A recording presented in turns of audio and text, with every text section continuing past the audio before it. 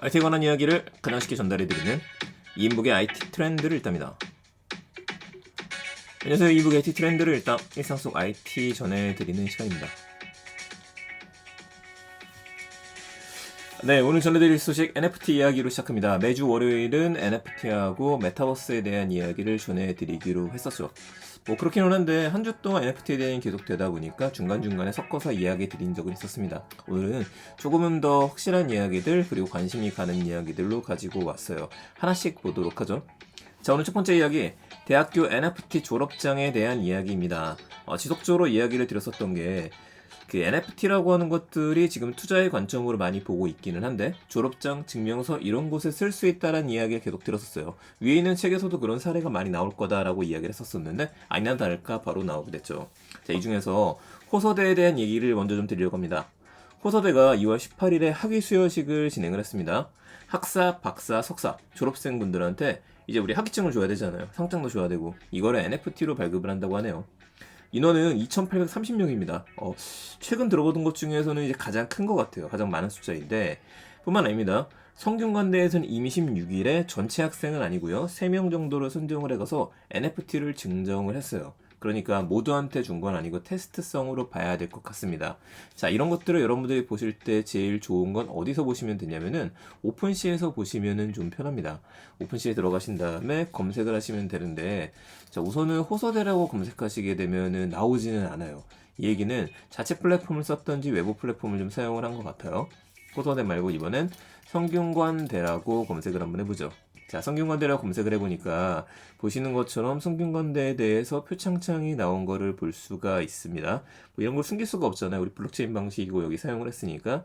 먼저 다날 핀테크 협약서라고 하는 게 써 있어서 여기 맡겼나? 라는 생각도 들기는 하는데 이번에 증정한 것 중에 하나라고 볼 수 있는 지금 총장상 상장입니다. 상장을 좀 보도록 할게요. 그러면은 자, 지금 영어영문학과 김채현 님께서 상장을 받은 게 올라와 있고요. 누구나 볼 수 있게 올라온 거죠. 우리 또 블록체인 방식에 올라오는 특징 아니겠습니까? 개인 총장상 상장이다. 디테일 조금 내려가 보게 되면 토큰 번호 나와 있고요. 보면 여기 크래프터 스페이스에서 만든 거라는 걸 알 수 있어요. 크래프터 스페이스는 누구나 무료로 만들 수 있는 크레이튼 기반의 서비스죠. 여기서 만들어서 오픈시에선 긁어올 수 있으니 거기까지는 해놓은 것 같습니다. 자, 보다시피 민팅이 이루어졌었고 4일 전에 그리고 이틀 전에는 트랜스퍼 이분한테 넘어간 걸로 되어져 있어요. 자, 보게 되면은 눌러보면은 아마 이분이 그 김채원 님이 아니실까 싶습니다. 안내를 했겠죠. 지금 보내줄 테니까 이쪽을 통해서 먼저 등록을 해라 라고 하지 않았을까 싶네요. 하나 더 봐볼게요. 네, 문경원님의 표창장도 있는 거 볼 수가 있고 위에 보면은 이가연님의 상장 혹은 표창장도 있는 걸 볼 수 있습니다.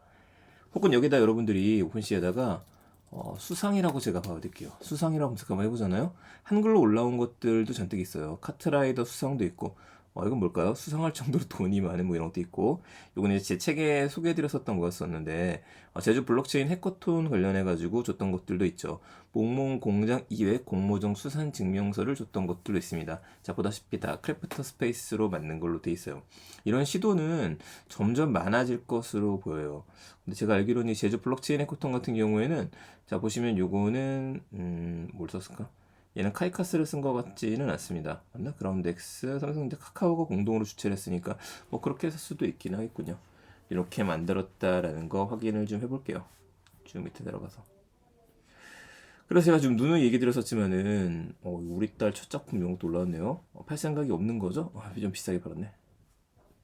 수상기업 자축회도 있고 취구성도 있고 가끔 들어가서 보시게 되면 좀 재밌으실 겁니다. 이렇게 상장이 올라오는구나, 이렇게 표창장도 지금 주려고 하고 있구나 라는 거 볼 수 있을 거고요. 누누이 얘기했지만은 올해는 조금 더 많은 분들께서 어떻게 이걸 표창장으로 보내야 되는 걸까, 어떻게 이걸 상장에 쓸 수 있을까 라는 일상 속 활용에 대한 것들이 고민이 될 것 같습니다. 다만 이제 거기서 끝나면 안 되는 게 이 다음 스텝에서는 이걸 어떻게 쓸 것이냐와 이걸 받았는데 어디 보여준다라든지 이게 좀 편하게 돼야 되거든요. 이 부분에는 해결책이 좀 필요하겠죠. 아직 이 시장이 크지 않은 이유는 돈이 되는 시장이 아니라서 그렇습니다. 근데 이제 올해 안에 이제 표창장이나 이런 것들 2천 몇 개짜리를 이제 발주를 내는 일들이 벌어지게 될 거라고 상상을 해볼 수 있어요. 기업이나 기관에서는 혼자 할 수가 없기 때문에 우리 발주라는 걸 내게 돼 있죠. 그렇게 되면 이제 B2B로다가 돈을 벌 수 있는 시장이 열리게 되니까 그 시장이 열리게 된다라면 그때부터는 좀 수익화 시킬 수 있다 보니 좀 가속화가 되지 않을까 그 생각 한번 해보게 됩니다. 자, 두 번째 얘기 들어봅니다. 58만 명의 팔로워를 보유한 제페토 크리에이터 렌지가 있으시죠. 제가 참 이게 작년 6월부터 얘기했던 거예요. 이 제페토를 통해서도 수익을 볼 수 있는 크리에이터가 더 많이 생길 거다라는 얘기를 했었는데 저는 뭐 디자인 쪽에는 제가 관련이 없다 보니까 그쪽에 뛰어들진 않았었고요. 뛰어드신 분들께서는 벌써 좋은 성과를 내시는 분들도 있죠. 바로 슈퍼스타 크리에이터 렌지님하고 GS25가 협업을 진행을 합니다. 간단하게 이 렌즈가 GS25에 쓸 수 있는 전용 아이템을 제작을 하는 거예요. 그러니까 출시 제품은 제페토에서만 쓸 수 있는 겁니다. 드레스, 예복, 로브, 머리띠, 치킨봉이라고 이야기를 하는데 제 제페토에 들어가서 확인해 보게 되니까 이렇게 5개인 것 같습니다. 상단에 있는 그대로겠죠? 드레스, 예복, 로브, 머리띠, 치킨봉 이렇게 누르게 되면 쓸 수 있고 가격은 이제 유료예요. 무료는 아니고.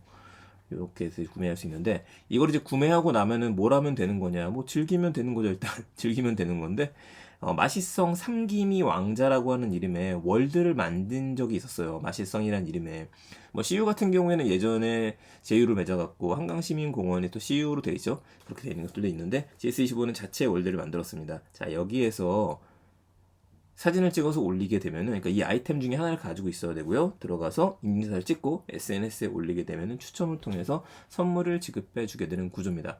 직접 만들어도 되겠지만 내부 디자인 이런 분들을 쓰셔갖고요. 렌즈한테 의뢰한 이유는 이거 한 번으로 끝나려고 하는 게 아닌 것 같다 이 생각을 할 수 있습니다. 지속적으로도 협업을 진행을 할 거예요. 자, GS 리테일 같은 경우에는 이거를 굉장히 활용도가 높아요. 오프라인하고의 접점이 있기 때문에 만약에 오프라인에서 도시락을 파는데 그 도시락 파는 것 중에 이런 쿠폰 같은 걸 넣어도 되는 거겠죠. 이미 지금도 주식 도시락 같은 거 팔고 있지 않습니까? 코인 도시락도 나오는 마당에 제페토 아이템을 주는 것들 혹은 아이템하고 연동을 시킬 수 있는 것들 온라인하고 오프라인 메타버스와 현실 세계를 연결시킬 수 있는 접점을 준비하는 게 아닌가 이 생각 한번 해보게 됩니다. 누가 먼저 이렇게 지금 어린 친구들이잖아요. 젊으신 분들이시고 또 이제 자기만의 프리랜서 분들이시고요. 누구하고 손을 잡을 수 있느냐에서 빠르게 손을 잡는 걸 저는 택했으면 좋겠습니다. 대기업들이 꼭 생각하셔야 될 사례라고 생각합니다.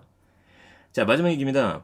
이게 좀 이슈가 나오면서 지금 SNS상에도 계속 올라와서 저도 돌고 돌아서 봤던 기사였는데요. 어떤 기사였냐면 중국에서 메타버스에 대해서 4종의 사기주의 경고가 나왔다라고 하는 이슈였습니다.